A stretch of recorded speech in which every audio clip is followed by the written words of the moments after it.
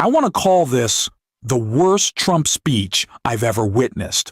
But honestly, he forgot how to speak and even what he was talking about, so it barely counts as a speech at all. What we saw in Davos was more of a total collapse. Donald Trump was escalating tensions with European leaders, sparking renewed calls for the 25th Amendment at home, and humiliating himself in front of everyone. He was so fixated on Greenland that he even forgot what it was. We'll break it all down, including the stunned reactions from European leaders. But first, let's start where Trump did, talking about windmills as he kicked off what may be the worst meltdown of his entire presidency. Windmills all over Europe. There are windmills all over the place, and they are losers. One thing I've is that the more windmills a country has, the more money that country loses and the worse that country is doing. China makes almost all of the windmills. And yet I haven't been able to find any wind farms in China. Did you ever think of that? It's a good way of looking at it. They're smart. China's very smart. They make them, they sell them for a fortune. They sell them to the stupid people that buy them. But they don't use them themselves. They put up a couple of big wind farms, but they don't use them. They just put them up to show people what they could look like. They don't spin. They don't do anything. They use a thing called coal, mostly. But China goes with the coal, they go with oil and gas, they're starting to look at nuclear. Quite frankly, Europe is full of windmills, and Donald Trump hates them because they mess with the aesthetics of his golf courses. It's all about him. No surprise, considering he's easily one of the biggest narcissists in American public life. He's still obsessed with windmills, Don Quixote style, because they make his golf courses look worse, which is funny given how he decorates the White House. This fixation is classic Trump. We can see his cognitive decline in his drooping face, the bruises on his hands, and his slurred speech, signs of serious medical issues.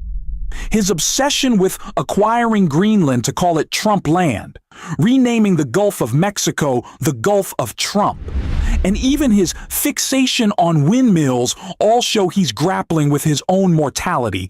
Clearly, he knows the end is near, which is why he was literally pleading before he even lost the ability to speak. Have been reviewed very negatively. I have tremendous respect for both the people of Greenland and the people of Denmark, tremendous respect. But every NATO ally has an obligation to be able to defend their own territory. And the fact is, no nation or group of nations is in any position to be able to secure Greenland other than the United States. We're a great power, much greater than people even understand. I think they found that out 2 weeks ago in Venezuela.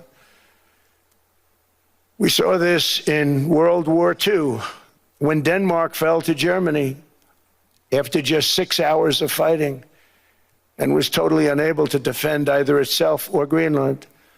So the United States was then compelled, we did it, we felt an obligation to do it, to send our own forces to hold the Greenland territory, and hold it we did at great cost and expense. They didn't have a chance of getting on it, and they tried. Denmark knows that. He's on stage in front of some of the world's most powerful leaders, throwing a tantrum and practically begging, "Please, give us Greenland. I need it. I love it so much." Donald Trump is obsessed with leverage. He thinks he can control everyone, always desperate to gain the upper hand. His mob boss mentality drives his love of tariffs and attempts at coercion.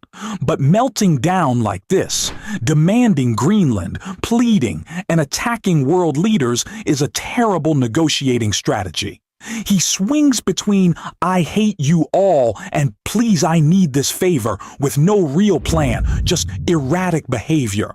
So fixated on Greenland, the apple of his eye, he even forgot what it was and called it Iceland. I don't know that they'd be there for us. They're not there for us on Iceland, that I can tell you. I mean, our stock market took the first dip yesterday because of Iceland. So Iceland's already cost us a lot of money. But that dip is peanuts compared to what it's gone up. And You'd think that if Greenland was the only thing that mattered to him, Donald Trump would at least know the difference between Greenland and Iceland. That naming trick goes back to the Vikings, supposedly to fool people, and somehow it still works.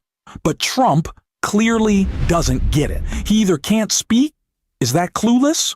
Or his brain just isn't functioning properly. He's unable to even talk about the thing he supposedly cares about most. Maybe it's another stroke happening on stage.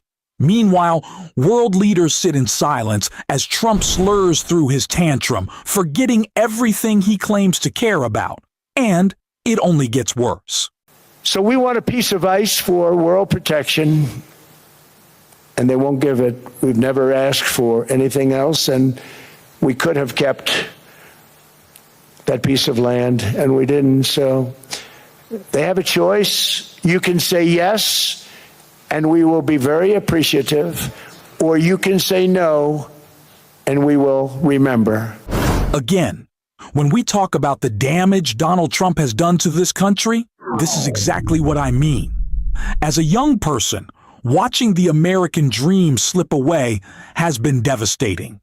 Trump has destroyed America's standing on the world stage. He and George W. Bush exploded government spending to the point where a balanced budget feels impossible, wasting trillions on endless wars and tax cuts for the wealthy. Home ownership no longer feels realistic for my generation. Just yesterday, Scott Bessent said, we need to protect mom and pop landlords who own a dozen homes, while people my age can't even imagine owning one.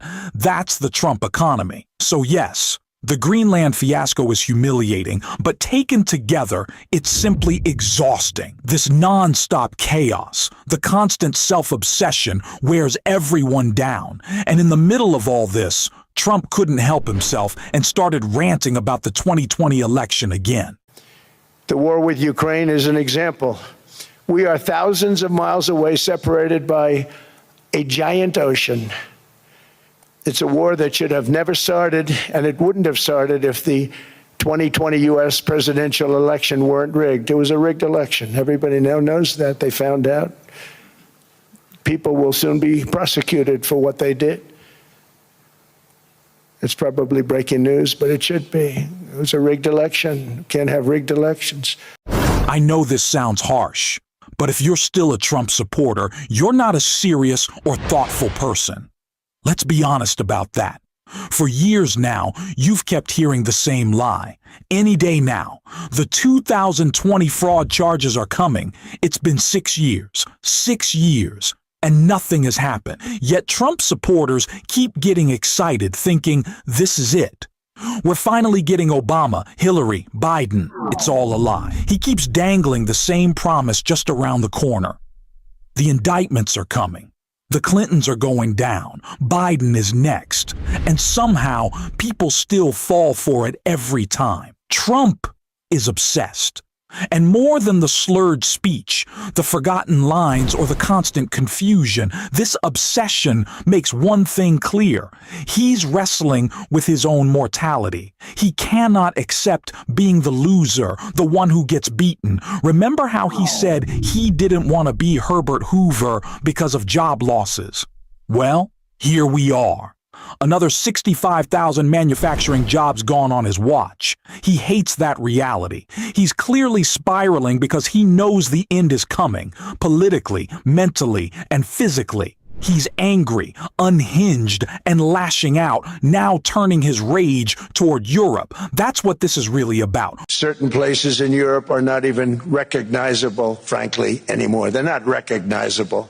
And we can argue about it, but there's no argument. Friends come back from different places. I don't want to insult anybody and say I don't recognize it. And that's not in a positive way. That's in a very negative way. And I love Europe, and I want to see Europe go good. But it's not heading in the right direction. Wow, he keeps saying he wants everything to go so good. Like that's an argument. It's honestly embarrassing. Once again, he's good cop / bad coping himself. At the start of the speech, it's pure desperation. Please, if you care about me, give me Greenland. I need it. I'm the only one who can handle it. Then, without missing a beat, he flips to, "You're all useless. I don't even like you. I don't want to be here.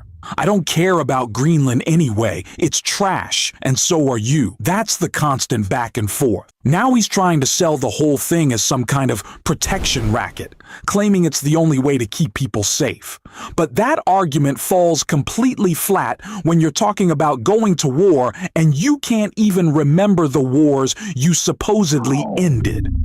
All you're left with is slurring Trump, rambling and unraveling in real time. And I settled other wars that were, Vladimir Putin called me, Armenia, Azerbaijan. He said, "I can't believe you settled that one. They were going on for 35 years. I settled it in one day." And President Putin called me. So yes, he can't even name the countries tied to the wars he claims he ended because he didn't end any wars. Honestly, this was one of the most disturbing and embarrassing things I've ever seen from Donald Trump, and somehow it still manages to get worse. We're going to keep calling it out on this show, and if you want to support that, as always, hit the subscribe button, leave a like on the video, and if you made it to the end, drop a blue heart in the comments, and until next time, I will see you soon.